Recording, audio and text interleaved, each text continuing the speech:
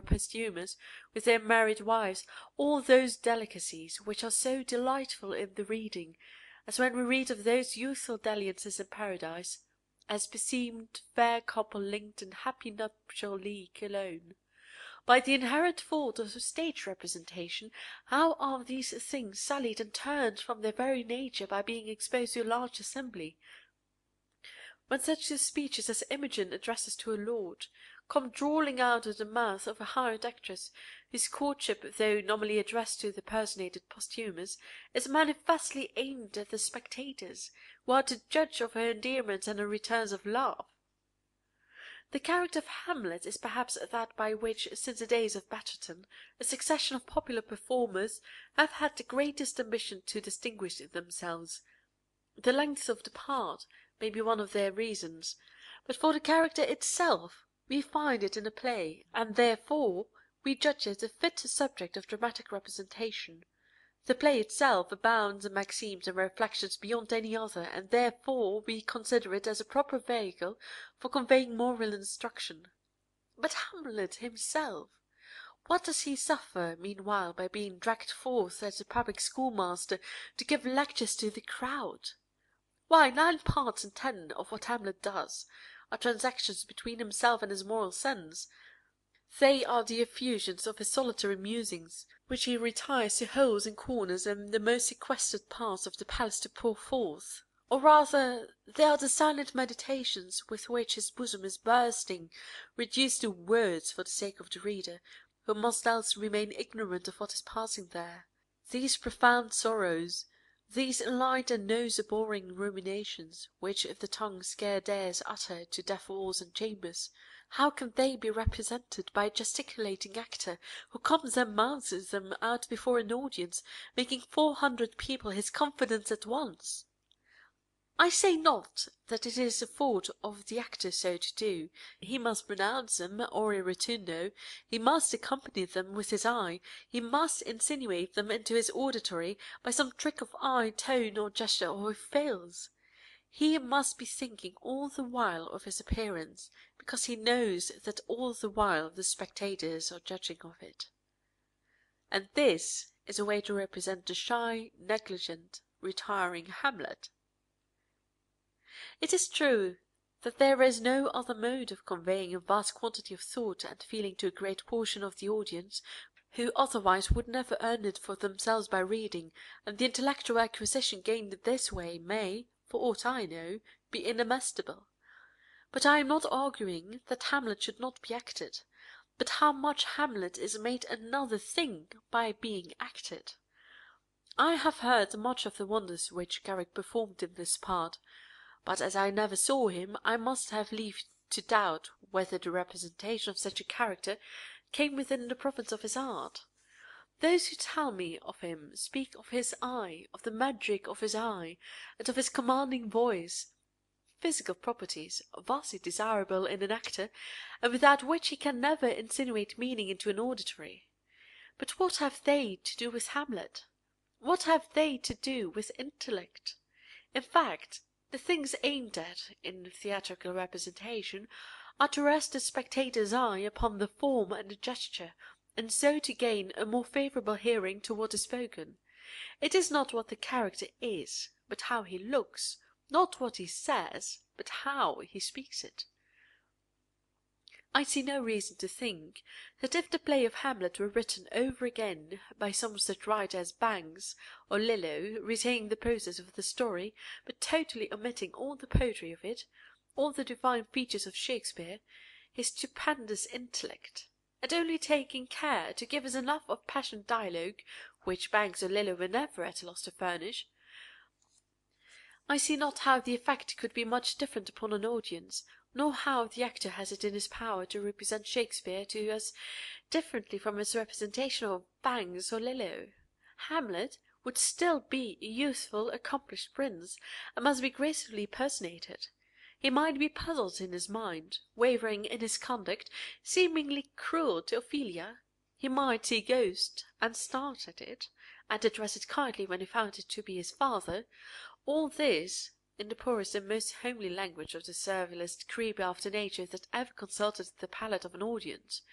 without troubling Shakespeare for the matter, and I see not but there would be room for all the power which an actor has to display itself. All the passions and changes of passions might remain, for those are much less difficult to write or act than is thought. It is a trick easy to be attained. It is but rising or falling a note or two in the voice, a whisper with a significant foreboding look to announce its approach,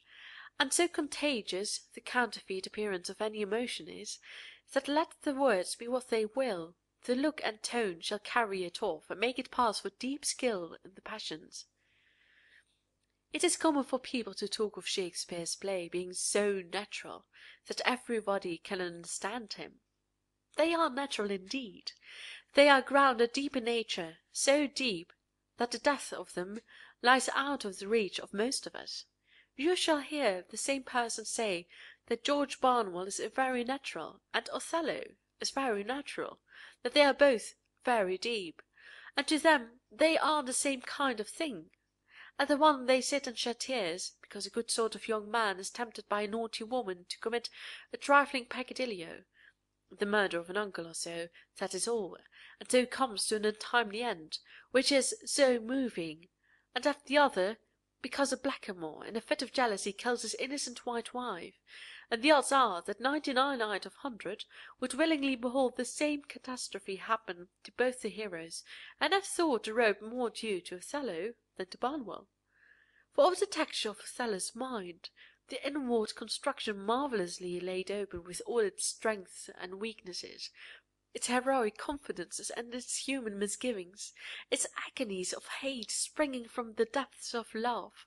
they see no more than the spectators at the cheap parade, who pay their pennies apiece to look through the man's telescope in Leicester Fields, to see into the inward plot and topography of the moon. Some dim thing or other they see an actor personating a passion of grief or anger, for instance, and they recognize it as a copy of the usually external effects of such passions, or at least as being true to that symbol of the emotion which passes current at the theatre for it is often no more than that, but of the grounds of the passion, its correspondence to a great or heroic nature, which is the only worthy object of tragedy, that common auditors know anything of this, or can have any such notions dinned into them by the mere strength of an actor's lungs, that apprehensions foreign to them should be thus infused into them by storm, I can neither believe nor understand how it can be possible. We talk of Shakespeare's admirable observation of life, when we should feel that not from a petty inquisition into those cheap and everyday characters which surrounded him, as they surround us, but from his own mind, which was, to borrow a phrase of Ben Jonson's, the very sphere of humanity, he fetched those images of virtue and of knowledge, of which every one of us, recognizing a part, think we comprehend in our natures a whole, and oftentimes mistake the powers which he positively creates in us for nothing more than indigenous faculties of our own minds, which only waited for the action of corresponding virtues in him to return a full and clear echo of the same. To return to Hamlet. Among the distinguishing features of that wonderful character, one of the most interesting yet painful, is that soreness of mind which makes him treat the intrusions of Polonius with harshness, and that asperity which he puts on in his interviews with Ophelia.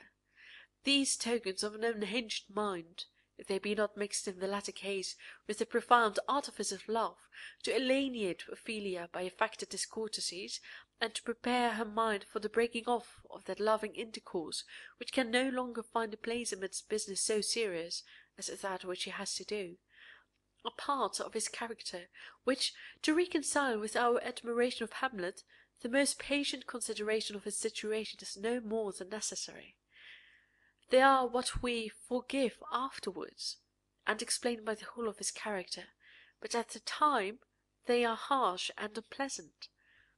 Yet such is the actor's necessity of giving strong blows to the audience,